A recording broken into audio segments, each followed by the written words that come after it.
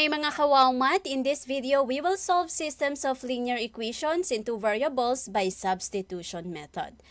So our objectives, first we will solve systems of linear equations into variables by substitution method, and we will apply the substitution principle to check whether the answer or the answers are correct. So we also need to check if our solution is correct. So kailangan natin dapat palaging ginagawa iyon. Okay, so yung previous video tutorial natin, na-discuss natin doon yung isang way on solving systems of linear equations at yun ay elimination method. So kung hindi pa po napapanood ang elimination method, pwede nyo po itong panoorin muna kasi mas complicated yung mga examples doon para pagdating nyo dito, medyo easy na lang sa inyo. Okay? So substitution method is actually another way of solving systems of linear equation. But since we have here the word substitution, this means that we're going to substitute. Okay? Unlike in the elimination, if we're going to compare these two, pag sinabi nating elimination, we are eliminating. Nag-aalis tayo ng variable. But in substitution method, we are trying to substitute expressions on the variable. Okay? So, yun po ang gagawin natin. So, ito po ay isa sa mga paraan pa ng pag-solve po ng systems of linear equations. Okay. So, recall po natin yung graph. So, okay. So, kapag nag-graph po tayo ng systems of linear equations, so again, identify natin yung ating first equation at second equation. And then, ang gagamitin po natin ay intercept method since ang ayos po ng system natin ay naka-standard form. So, kung ito ay nakaayos po into slope-intercept form, then mas madali po na gamitin natin ang slope-intercept method. But since naka-standard form ito, then I think it is easy to use intercept method. Okay? So, ito po yung ililet natin si x as 0 for us to get y-intercept. And then, for us to get the x-intercept, we will let y is equal to 0. So, vice versa lang po yun. Okay, so I think we can start. So, first equation, so we have 2x plus 4y equals 6. So, let natin si y as 0. So, we will have 2x is equal to 6. So, medyo bibilisan na natin to kasi this is just a recall. Okay, recall lang natin to on how to graph systems of linear equations or how to solve systems of linear equations by graphing. Okay, so ang makukuha po natin dito ay x is equal to 3. So, this is our x-intercept. Okay, so let us solve for our y-intercept. So, this is 4y is equal to 6. So, your y will be 6 over 4. At pag sinimplify pa natin yan, that will become 3 over 2. So, your y-intercept is 3 over 2. So, pag pinlat natin siya, that is 0, 3 over 2. Okay, let us plot the points. So, your x is equal to 3. Ito po siya. And then, your y is equal to 3 over 2. Actually, 3 over 2 is 1.5. So, dito siya, di ba? Ito siya, 1.5. Ito po. Okay. Now, do not forget to write the label, yung ating points, yung ordered pair po ng ating mga points. Huwag po kakalimutan. Okay. So, we can now connect the points and graph. So, this is the graph of 2x plus 4y equals 6. Okay. Let's have the second equation. So, our second equation is 4x plus y equals 8. And then, we will let y is equal to 0 for us to get the x-intercept. So, 4x is equal to 8. Ang makukuha natin. So, x is equal to 2. So, if we're going to plot this, that will become 2, 0. And then, for our y-intercept, we will let x is equal to 0. So, y is equal to 8. And that is 0, 8. So, again medyo lang tayo dito, mabilis kasi na-discuss naman na to dun sa previous video natin, yung mga naunang video, yung graphs of systems of linear equations. So, kung gusto nyo ng mas malalim na discussion dito, pwede nyo pong panoorin yun at balikan. Okay? So, let us plot the points. So, 2, 0, ito po siya. And then, 0, 8, ayun po. So, let us connect and graph. This is the graph of 4x plus y is equal to 8. Now, so what is the intersection? Ito po.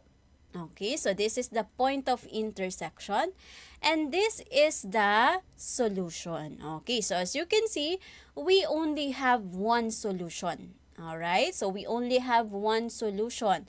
Now, kung kukunin natin ang solution ng graph na to, medyo mahirap siya, no? At medyo complicated kasi the solution is not an integer. Pag sinabing not an integer, hindi siya ganito. Okay? Hindi po siya positive at negative at zero lang. Okay? So, since hindi siya eksakto, kung nandito yung point mo, kung nandito yung intersection, madali yan. Ang daling kunin yan. 4, 4, ito ay 5, 3, ito ay 6, 2. Pero kung ito alanganin, nandito ang point mo, wala siya dito. Ito, so ibig sabihin, ang solution mo is not an integer. Okay? Pwedeng fraction siya or decimal. Okay. So, yun po ang mahirap kapag nagsisolve tayo ng systems na ang ginagamit natin ay graphing. Okay? So, that's why we have another way of finding the solution. So, meron kang option. So, halimbawa, nahirapan ka sa graphing, nahirapan kang kunin ng solution mo sa graphing o yung intersection nila, then you can make use also of the substitution method. Okay, so na-discuss ko na yung unang way is yung elimination. So, yun po yung discussion natin bago po ito. Pwede nyo pong balikan yung video. Now, in this video, we will focus on the substitution method. Okay, so what are the steps in solving systems of linear equations by substitution method? So first, solve one equation for either x or y. So pag sinabi nating solve one equation, dapat magkaroon ka ng x is equal to or y is equal to. So later, ituturo natin yan. Okay, and then step 2, after solving one equation, substitute the expression obtained in step 1 into the other equation. So, kaya natin kailangan mag-solve ng x or y kasi kung ano yung nakuha natin doon, ilalagay natin, isa-substitute natin doon sa second equation. Okay? And then after that, solve the resulting equation in one variable. After solving, find the value of the other variable by substituting the solution found in step 3 into any equation containing both variables. So, ito, pag nagkinuha mo na yung value ng second variable mo, kahit anong equation po ang pwede natin gamitin. Okay? And then the last one and the most important, always check the solutions in the original equation. So, kapag nag-checking po tayo, lagi po tayo sa original equation. Okay, so let's have an example. But before that, how do we solve one equation for either x or y? Kasi dapat ito ang meron tayo. Kung sa elimination, dapat meron tayong additive inverse. Dito sa substitution, dapat meron muna tayong isolve na x or y. So, paano po siya? So, halimbawa, ito yung equation mo. Okay. Kapag ganito ang equation, dapat kasi yung equals mo after siya ng first variable. Okay? So, anong variable? Kukunin mo kung ano yung may 1 ng coefficient. Okay? So, para mas madali, kunin mo po yung may 1 ng coefficient. So, kagaya nito, ito ang gagamitin natin. So, we will solve for x dito. Bakit x? Kaya sabi dito for either x or y. So, x kasi ito yung 1 ng coefficient. Okay? Kasi pag ito ang ginamit mo, magdi-divide ka pa by 3 dyan. So, dito na diretso para mas mabilis. So, magiging x is equal to, lagi pong ganon, x is equal to, and then lipat natin ito, sin 3y magiging negative 3y plus 6. So, ganito po. Pag sinabing solve the equations for either x or y, dapat ito po siya. Isosolve natin yung x, kaya x is equal to. So, nakuha. Okay, next. Dito naman. So, hanapin mo yung 1 ng coefficient. Anong variable ang 1 ng coefficient? Of course, y. So, yan naman ngayon ang nasa unahan natin. So, y is equal to, so ililipat natin ito, magiging negative 2x plus 10. So, dito naman, ang isosolve natin ay yung y. Okay? So, laging ganon. Pag sinabing solve, x is equal to, tapos yung expression. Y is equal to, and then yung expression. Next. Okay, dito naman, yung may 1 ng coefficient ha, laging yon. So, eto siya. So, we will have negative y is equal to magiging positive 3x plus 8. So, ito naman siya ngayon. But, yung y natin is negative pa. So, kapag negative, anong sabi ko? Kung lagi kayo nanonood ng video tutorial, okay, multiply natin siya by negative 1 para mag-positive ito kasi hindi pwedeng negative. Okay? So, magiging ang y natin magiging positive na. Ito ay negative, positive, magiging negative 3x, and then positive, negative, magiging negative 8. Okay? Ang importante po ito, dapat positive. Okay, next. So, dito ang isosolve natin is y. Okay, next. So, dito, alin dito ang may coefficient na 1x? So, dito po tayo. But, negative ulit siya. So, ita-times muna natin siya by negative 1. Okay. So, ang gagawin natin dyan, magiging x na po yan. And then, ito magiging negative 4y. And then, ito magiging negative 12. Okay, nakuha po. So, this is how we solve the equations for either x or y. Ito po ang kailangan natin. Dapat meron tayong nakaganito. It's either x is equal to or y is equal to. Pero kung given na siya, naka-equate na siya ng ganito, then there's no need to solve the equation. Okay? So, let's start. So, this is your first equation. This is your second equation. So, kagaya nito, hindi mo na siya kailangan ayusin. Bakit? Kasi nakaayos na siya. So, we will solve for x here. Okay? So, ano ang first step? So, solve the equations either x or y. So, since meron na tayo, skip na natin yung first step. Okay. And then, step 2, substitute y minus 6 for x in the first equation. So, kaya natin kailangan nito kasi isa-substitute natin ito doon sa x. Kung ano yung nandito mo, ilalagay mo doon sa x. Okay? So, saan tayo magsasubstitute? Doon sa equation 1. Kung ano yung isang equation. Okay? So, isa-substitute natin si y minus 6 saan? Sa x. Okay? So, dito siya. Saan natin kukunin ito? Equation 1. Okay? So, ilalagay natin si y minus 6 dito sa x. Ayun po. And then, remove natin yung parenthesis. So, we now have y minus 6 plus 2y equals 33. So, ito, combine similar terms. So, 1 plus 2, that is 3y. And then, bring down minus 6 equals 33. So, for us to solve y, lipat natin ito, magiging positive 6. So, we now have 3y is equal to 33 plus 6. Okay? And then, simplify. 3y is equal to 33 plus 6, that is 39. Divide both sides by 3. Pag dinivide mo yan both sides by 3, 39 divide 3, that is 13. So, we now have the value of y. So, ano na lang ang hahanapin natin? X na lang po. Paano natin kukunin ang x? Kahit ano po ang gamitin mo dyan, pwede. But since meron ka na ditong x is equal to, edi ito na, mas mabilis to. So, ito na po ang gagamitin natin. Yung equation 2, x is equal to y minus 6. Bakit? Dahil pag sinubstitute ko yung y dito, makukuha mo na yung x. Okay. So, we now have, lagay natin si y, which is 13. So, again ha, pag kukunin mo yung value ng isang variable na, kahit ano pong equation dito. Pero, sabi ko nga, piliin nyo kung ano yung mas convenient. Since we are solving for x, then ito na po. Kasi naka-x is equal na siya. Okay? So, x is equal to 13. Substitute natin yung y na 13 minus 6. So, x is equal to 7. Mas madali. Okay? So, we now have the solution is x is equal to 7. Ito po. And y is equal to 13. So, our ordered pair is 7, 13. Okay, but before you write your solution, of course, you have to check. So, check natin siya sa equation 1 and 2 natin. Dun sa original equation, ano yung equation 1? X plus 2y equals 33 and x is equal to y minus 6. Yun ang ating equation 2. Okay, so let us solve first yung ating equation 1. Dapat mag-satisfy siya. para masabi natin that this is really the solution. Okay? So, your x is 7 based dun sa nakuha natin.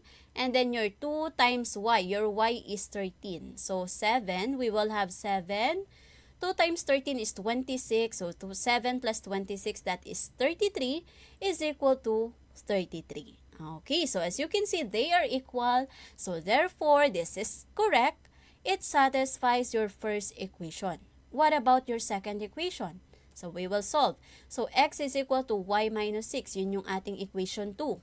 Okay? So, substitute natin dito si 7. Substitute natin sa 13.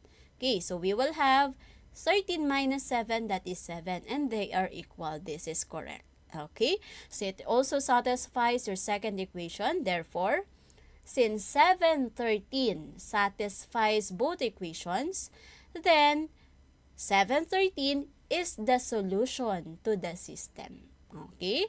Now, kung napanood nyo nga po yung elimination method, ano po sabi ko, kapag meron tayong unique solution ng x at y, pag may nakuha tayong value ng x at y, ano ang system?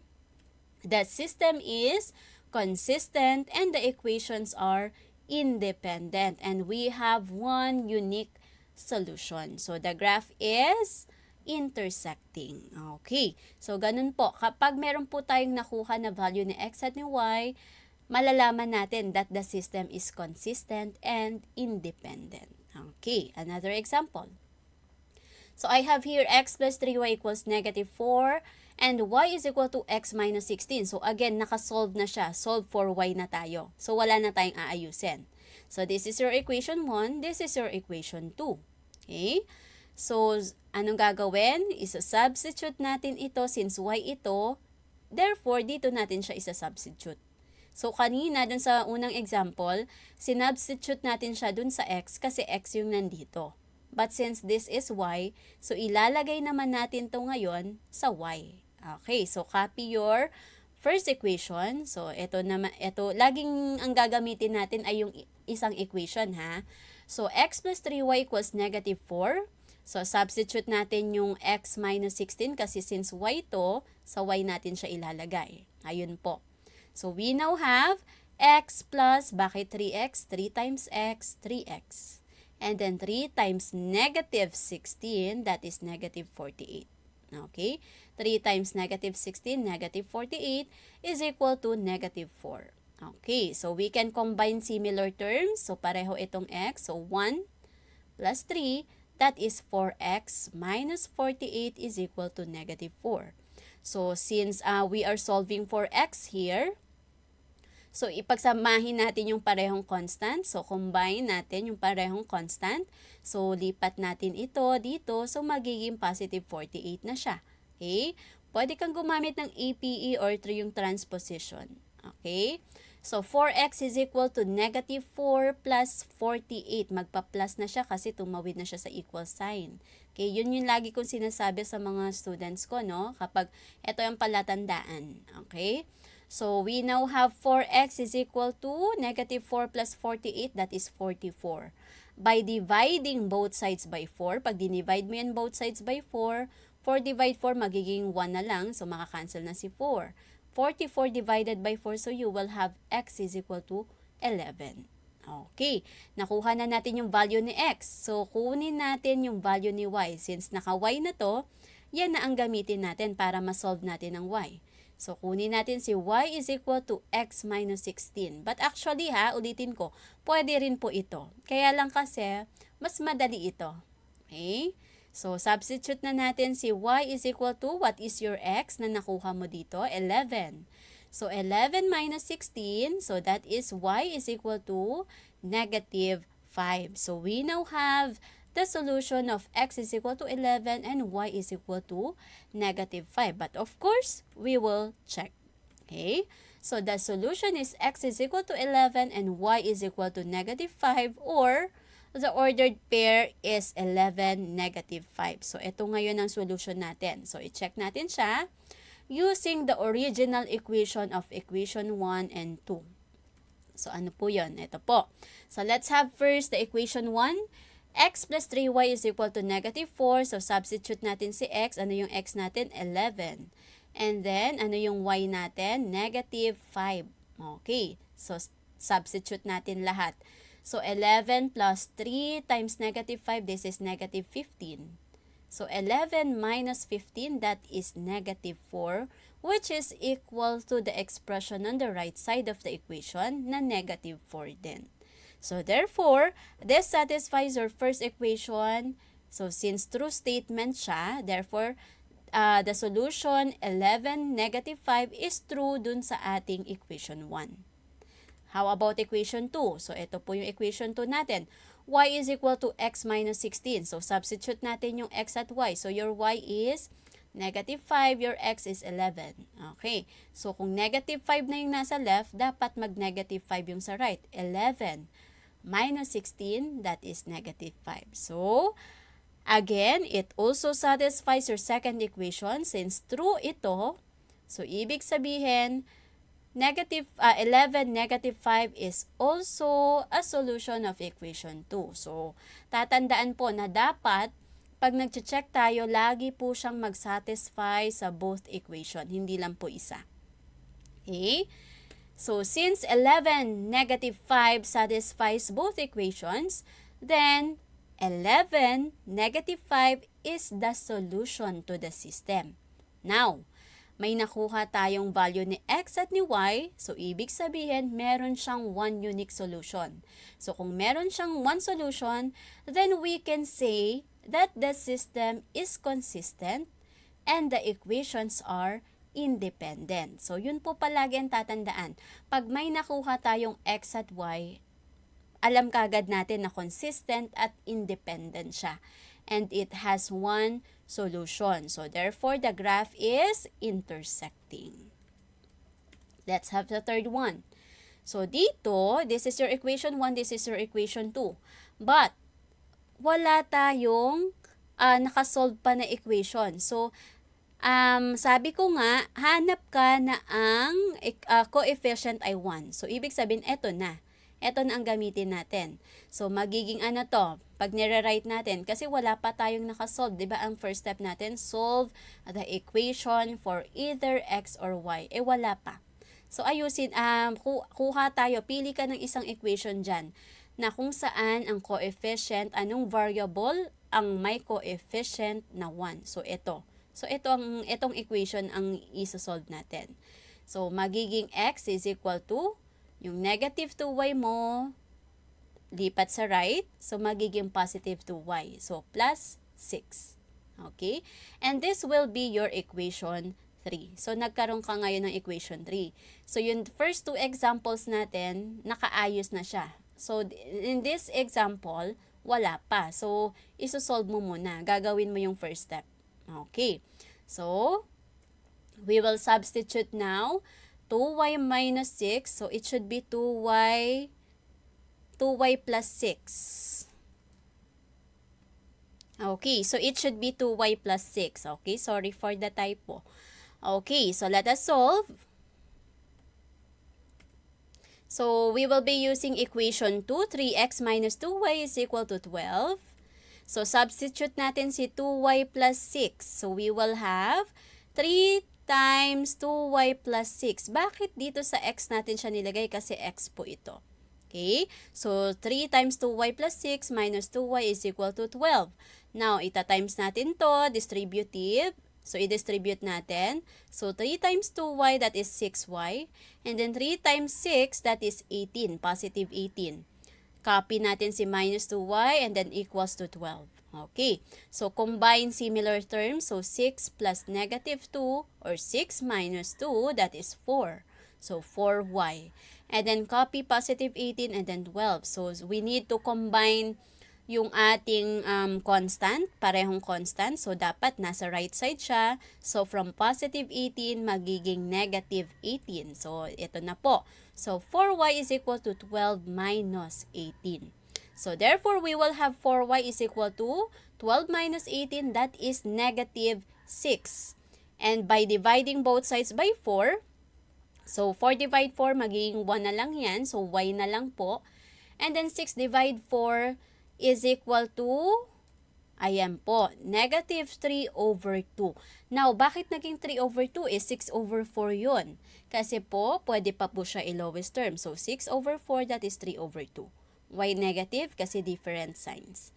So, therefore, our y is negative 3 over 2 or negative 3 halves. Okay.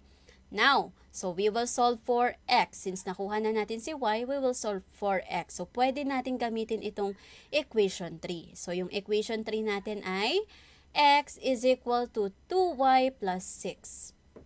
Okay, so we now have x is equal to 2. What is your y? Yung nakuha natin kanina, negative 3 halves plus 6. So, ita-times natin siya. Ito po ay makakancel na. Tama? So, ang matitira na lang ay negative 3. Ayun na po. Plus 6. So, negative 3 plus 6, your x now is equal to positive 3. Okay. So, meron na tayong x is equal to 3 and your y is equal to negative 3 halves. So, we will check. Okay. So, what is your equation 1? X minus 2y is equal to 6. So, substitute natin siya doon. Lagi po tayong sa original equation mag-check. Okay? So, x minus 2y is equal to 6. Ang nakuha natin sa x ay 3. Ang nakuha natin sa y ay negative 3 halves. So, we now have 3 minus 2. Your y is negative 3 halves is equal to 6. So, 3. Ito ay makakancel na po. Tama? So, ang matitira na lang is 3. So, magiging 3 plus 3. Ma'am, bakit plus? This is minus. Kasi po, same sign. Okay? Ito, negative siya kasi different signs. Okay? So, ito same sign. So, magpa-plus 3 yan. So, 3 plus 3, that is 6. So, as you can see, they are equal and this is a true statement. So, therefore, nag-satisfy siya sa ating first equation. Okay? So, check naman natin yung equation 2. 3x minus 2y is equal to 12. Substitute natin yung dalawang values natin. Yung 3 at yung negative 3 halves. So, 3 times 3, that is 9. Ito, makakancel na. So, ano na lang maiiwan? Positive 3 kasi same sign. Okay, so positive 3 equals 12. And 9 plus 3, that is equal to 12. So, obviously, they are also equal. It satisfies your second equation. So, therefore, since 3, negative 3 have satisfies both equations, then 3, negative 3 halves is the solution to the system.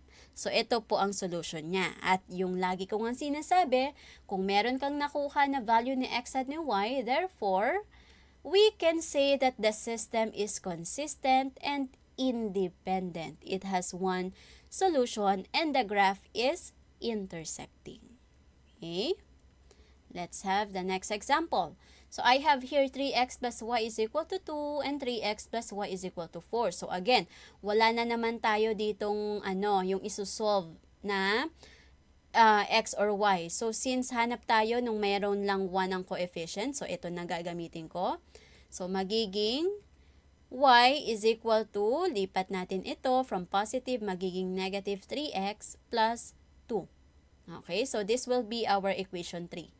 Now, so solve na natin, substitute natin itong negative 3x plus 2 dito sa y. So, gamitin natin si equation 2 na 3x plus y equals 4. So, substitute natin ito. So, we will have 3x plus negative 3x plus 2. So, let us simplify. 3x, so minus 3x and then plus 2 is equal to 4.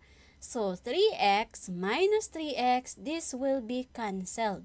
So, we only have 2 is equal to 4. And obviously, this is a false equation. Bakit? Because 2 is not equal to 4. Okay? So, hindi naman yan equal. So, how come na equal sila? So, this is a false equation. So, since the x terms drop out and the false equations is obtained, then the system is inconsistent, therefore, it has no solution. So, tatandaan po na kapag wala tayong na-solve na variable, di ba, nag-substitute tayo, tapos walang na-solve, na-cancel po yung variable, ito lang naiwan. Pag walang na-solve na variable, tapos lumabas dito na false equation, then that is inconsistent. It has no solution. And the graph is parallel. Okay? Next. So, this is your equation 1. This is your equation 2.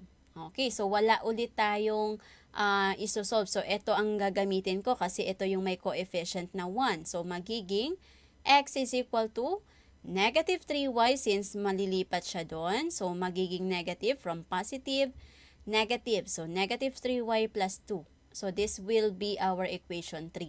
Okay, so hindi ko na nalagay. So, equation 3.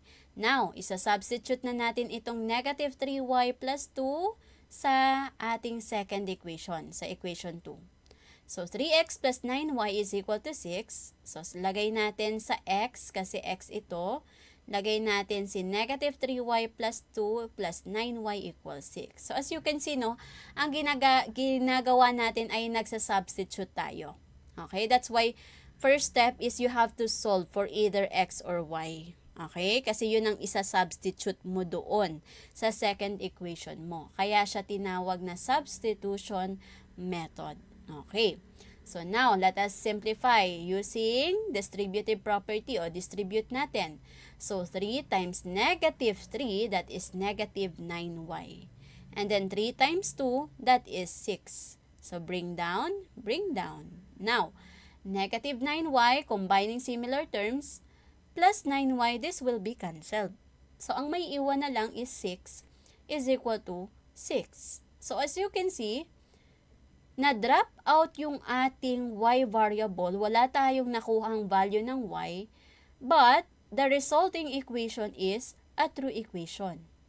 So, tatandaan, since the y terms drop out, so walang naiwan na y, dapat kasi ang lumabas dito, x, diba? Kasi, tawag nito, sinusolve natin yung y. So, pero wala, na-cancel siya, ganun din dito. Okay?